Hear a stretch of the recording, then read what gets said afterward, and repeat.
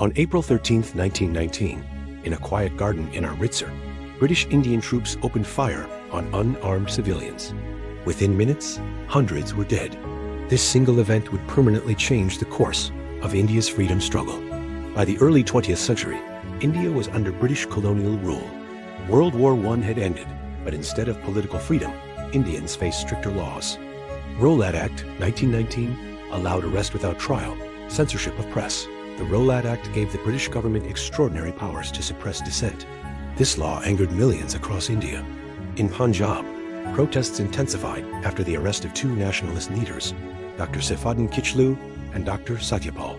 Martial law-like conditions were imposed. Public gatherings were banned, but many citizens were unaware of these orders. April 13th was Baisakhi, a major religious festival. Thousands of men, women, and children gathered at Jallianwala Bagh. Some came to protest peacefully.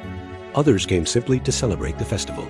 Without issuing any warning, Brigadier General Dyer arrived with armed troops.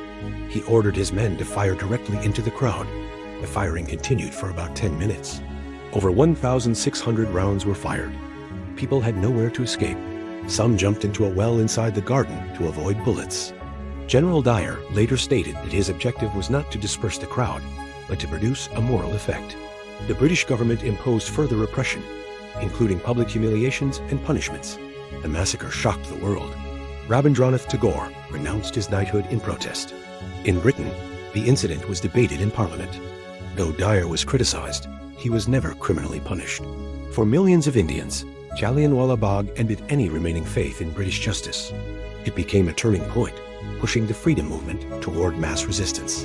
Jallianwala Bagh is not just a place. It is a reminder of unchecked power, colonial brutality, and the cost of freedom. History remembers April 13, 1919, so that it is never repeated.